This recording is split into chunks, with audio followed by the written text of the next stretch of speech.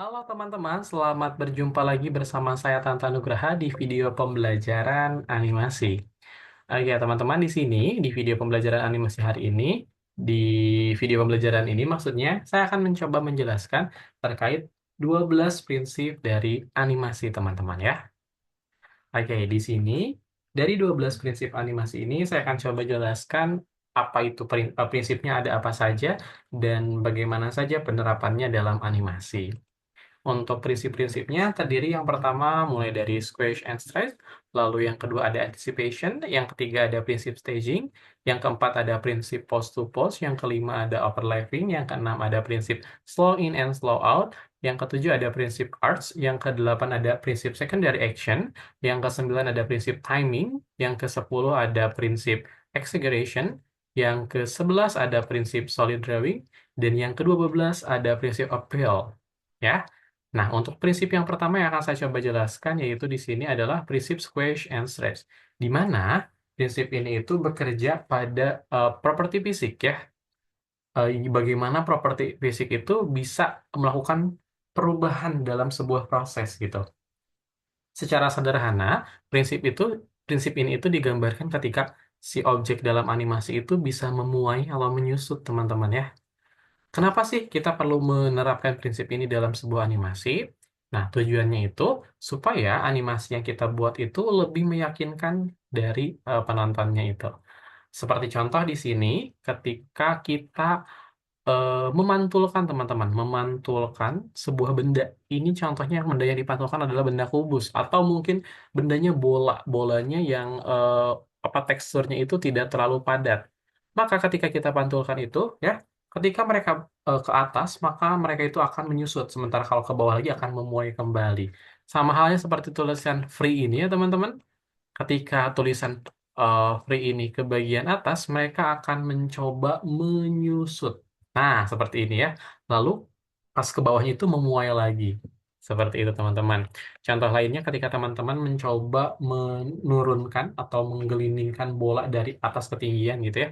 Maka ketika si bola itu apa namanya menyentuh permukaan, mereka itu nanti akan belok ke pinggir juga gitu karena terpantul gitu ya. Nah, itu adalah salah satu contoh penerapan prinsip squash and stretch dalam animasi. Selanjutnya, prinsip yang kedua ada yang dinamakan anticipation. Nah, kalau prinsip anticipation ini, yaitu prinsip di mana kita itu pengen buat audiens itu untuk mempersiapkan gerakan atau aksi gitu, teman-teman. Tujuannya sama, supaya si animasi yang kita buat itu lebih realistis. Nah, kita coba lihat dari gambar contoh ini ya, dari contoh animasi ini. Di sini ada perempuan yang mau terbang, teman-teman ya. Sebelum perempuan ini terbang, mereka itu kayak membuat apa ya gerakan aba-aba dengan cara tangannya ke belakang baru dia terbang ke atas. Nah, itu adalah gerakan untuk bersiap-siapnya, teman-teman. Lalu di sini contoh yang kedua, yaitu ketika baloks ini, kubus ini ya, mohon maaf, kubus ini mau kita putarkan, mereka bergerak ancang-ancang dulu ke kiri, ke kanan, baru diputarkan. Teman-teman, seperti itu. Contoh lainnya ketika di sini teman-teman pegang apa ya melempar bukan melempar memukul bola. Nah, ketika teman-teman memukul bola gitu ya pakai alatnya gitu pakai pemukulnya, maka gerakan teman-teman itu bakal ke belakang dulu tuh tangannya itu tuh, baru nanti kena bolanya dan terpukul bolanya. Nah, gerakan ke belakang itu merupakan gerakan anticipation atau gerakan persiapan itu ya. Oke, selanjutnya ada prinsip staging. Nah, kalau prinsip staging itu adalah prinsip di mana kita itu ingin menyampaikan ide yang ide cerita utamanya atau penyajian suasana atau aksi yang ingin ditunjukkan. Maka dari itu, ketika kita memperlihatkan hal-hal yang tadi saya sebutkan mulai dari ide utama, suasana atau aksi, kita perlu membuat penampilannya itu bisa mudah dipahami oleh audiens atau orang yang melihatnya ya, dengan cara kita memunculkan detail atau fokus dari fitur-fiturnya saja. Seperti contohnya di sini yang atas itu kita mau menampilkan orang yang sedang berdiskusi, sedang bertatap-tatapan mata gitu ya. Nah, itu ceritanya dia lagi calling-calling gitu ya, yang cowok dan ceweknya ini. Maka supaya kita fokus ke cowok ceweknya ini, kita zoom cowok ceweknya ini, lalu kita kasih sesuatu yang bikin orang-orang itu perhatian atau fokus ke cuma cowok dan cewek ini dengan cara dikasih lampu di atasnya itu. Seperti itu, teman-teman. Nah, seperti ini ya, tiba-tiba ada lampunya. Sama halnya seperti contoh yang di bawah ini, di sini ada sebuah balok. Kita ingin menunjuk kubus, ada sebuah kubus yang ingin kita animasikan. Maka untuk menunjukkan bahwasannya itu kubus mau nanti kita animasikan sebagai ide utamanya kita kasih appear gitu kayak apa ya? Efek appears, efek muncul kayak gitu ya. Seperti itu.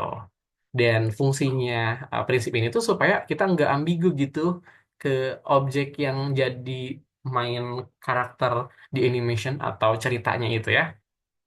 Lalu selanjutnya ada prinsip straight ahead, action, and pose to pose. Nah, gini teman-teman sederhananya. Kalau straight ahead action itu, di mana cara kita itu menggambarkan animasi itu frame by frame-nya. Sementara pose to pose itu bagaimana cara kita membuat kunci dari animasinya. Ya, jadi pertama-tama sebetulnya perlu kita lakukan dalam prinsip ini itu, teman-teman perlu melakukan terlebih dahulu pembuatan kunci atau pose to pose-nya dulu. Misalkan di sini teman-teman mau bikin apa namanya perubahan animasi dari bentuk persegi ke segitiga.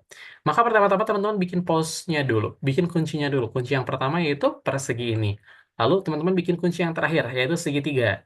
Habis itu baru bikin kunci di tengahnya. Kunci tengahnya yaitu bikin kunci untuk bentuk lingkaran. Jadi di antara bentuk apa namanya persegi dan segitiga itu ada bentuk lingkaran ya dalam perubahannya itu.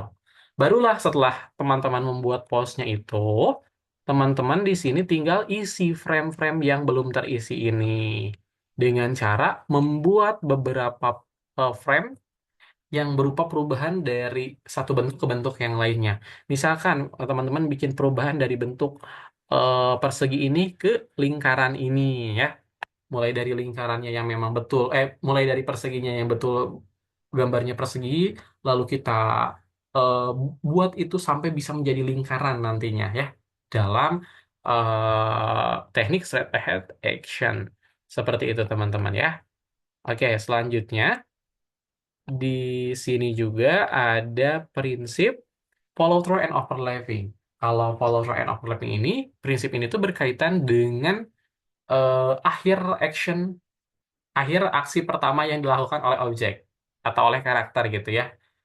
Nah, di mana ketika si karakter itu atau objek itu mengakhiri action yang pertamanya, dia akan muncul action yang kedua gitu. Seperti contohnya di sini ada ini tuh kepala manusia, kepala karakter. Kepala karakter ini teman-teman, yaitu mengangguk gitu. Tapi di atasnya kayak ada apa ya? Kayak ada antenanya gitu. Dan antenanya itu kayak bukan memuai, lentur gitu ya antenanya itu. Nah, di sini ketika dia mengangguk, setelah dia selesai mengangguk, bagian atas kepalanya antenanya itu tetap masih berjalan karena itu adalah gerakan yang kedua atau aksi yang kedua. Sementara aksi yang pertamanya itu ketika kepalanya mengangguk itu.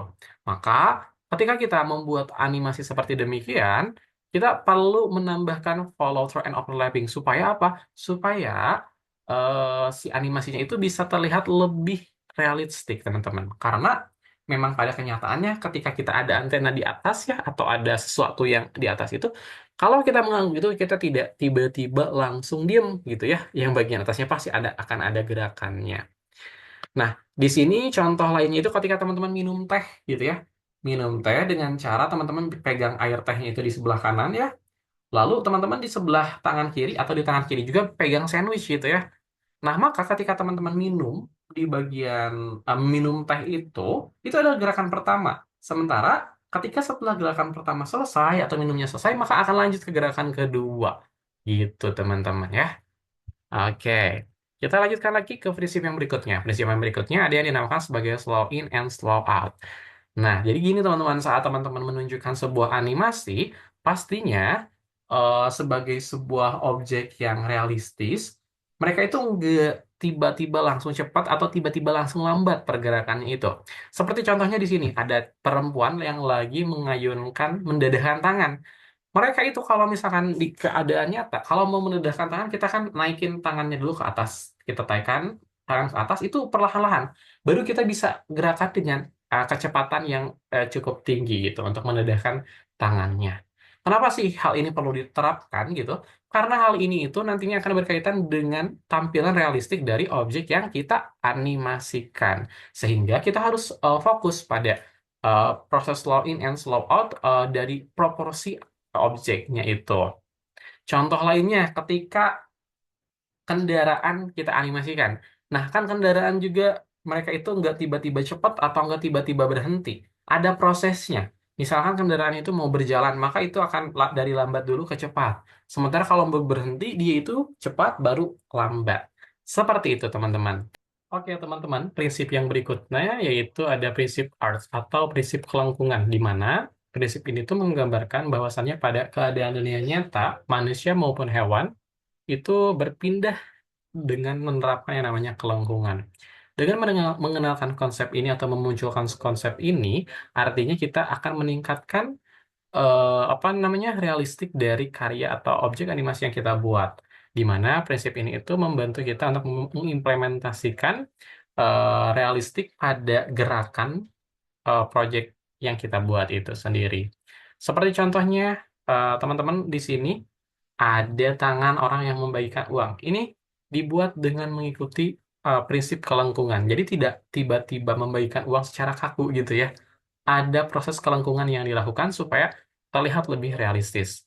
Contoh lainnya yaitu di sini ketika apa namanya kita bermain bowling. Ketika kita bermain bowling, kita megang balnya itu kan, kita mengayunkan balnya itu, maka itu adalah salah satu contoh prinsip kelangsungan yang dilakukan karena ayunannya itu di apa ya terbentuk pola kelengkungan dari ayunan yang kita lakukan dengan cara mengayunkan bola tersebut.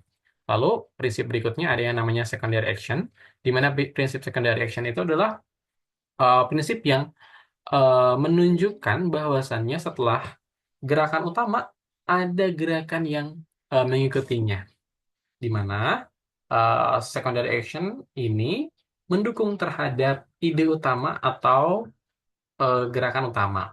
Seperti contoh di sini ada kancil-kancil yang lagi makan daun. Nah, ketika dia makan ya, bukan hanya mulutnya saja yang bergerak, tapi telinganya pun ikut bergerak. Itu adalah salah satu contoh secondary action untuk memperlihatkan bahwasannya animasi ini lebih realistis. Lalu contoh di bawah di sini ada juga balok yang apa ya, berpantulan dengan balok yang lebih kecil. Kubus yang berbantulan dengan kubus yang lebih kecil. Di sini kubus besar itu menggerakkan gerakan utamanya, baru si kubus kecilnya juga mengikuti gerakannya. Contoh lainnya ketika teman-teman minum teh panas ya. Ketika kita minum teh panas gitu, yang berekspresi itu bukan hanya mulut kita, tapi mungkin dari mata kita, lalu dahi kita yang mengkerut, dan lain sebagainya. Atau mungkin perpindahan tangan kita ya, seperti itu. Lalu ada prinsip timing. Kalau prinsip timing, ini berkaitan dengan kecepatan atau velocity. Di mana prinsip ini tuh menekankan bahwasannya eh, objek berubah itu mengikuti efek animasi. Bagaimana sih eh, sifat atau karakter animasinya? Misalkan kita eh, anggap contoh aja kayak ada kakek-kakek tua. Kalau kakek-kakek tua, dia itu berjalan dengan slow, ya, tidak cepat. Itu menunjukkan energi yang dimiliki. Sementara kalau misalkan ada anak kecil yang sedang berlari, itu bakalan cepat gitu si gerakannya itu. Nah, selanjutnya, prinsip selanjutnya ada prinsip exaggeration. Kalau prinsip exaggeration itu adalah prinsip melebih-lebihkan, kayak hiperbola gitu ya. Di mana di sini itu berkaitan dengan fisik dan emosi dari karakter animasinya, ya. Kenapa sih ini perlu diterapkan? Karena ini tuh untuk bisa memberikan kesan realistis pada karya animasi yang dibuat.